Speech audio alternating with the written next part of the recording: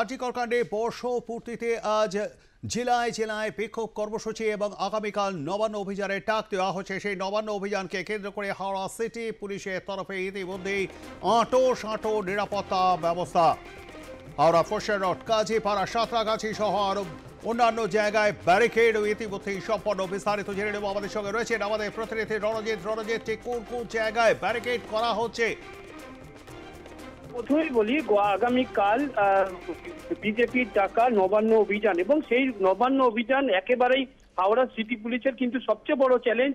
এবং এর আগেও দেখেছি দীর্ঘদিন ধরেই বিভিন্ন জায়গায় যেগুলোকে পয়েন্ট করা হয়েছে, একদিকে যেমন সাঁতরাগাছি এবং রামকৃষ্ণপুর, শুধু তাই নয়, সাঁতরাগাছিতে কিন্তু বিশাল ব্যারিকেড করা হয়েছে। একদিকে কংক্রিটের লোহার পিলার পুঁতে সেখানে সেই ব্যারিকেড করা হয়েছে, একেবারেই বলা যেতে পারে কংক্রিটের ব্যারিকেড।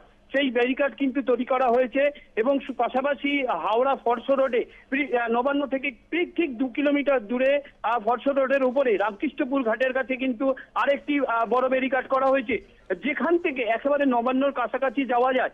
অন্যদিকে হাওড়া আন্দুল রোডের উপরে একেবারে আন্দুল রোডের দ্বিতীয় হুগলি সেতুতে ওঠার মুখেই সেখানে বন্ধ করা হয়েছে।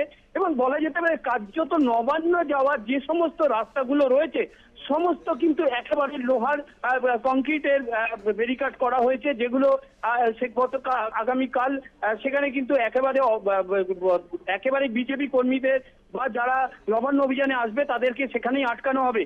পাশাপাশি ব্যারাকপুর কমিশনারেট থেকে কিন্তু প্রচুর পুলিশ, মহিলা পুলিশ থেকে শুরু করে প্রচুর পুলিশ ইতিমধ্যে হাওড়ায় আনা হয়েছে। এবং গত 3 দিন ধরে কিন্তু প্রচুর পুলিশ মোতায়েন করা হয়েছে, যাতে কালকে যে নবান্ন অভিযান রয়েছে সেটা যাতে নস্যাৎ করা যায় সেই দিকে কিন্তু একেবারে পুলিশের চ্যালেঞ্জ রয়েছে।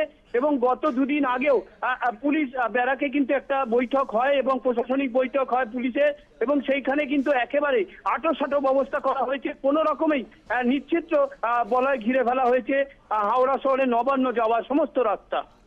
ধন্যবাদ আমাদের সঙ্গে থাকবার জন্য রণজিৎ। কথা বলছিলাম আমাদের প্রতিনিধি রণজিতের সঙ্গে।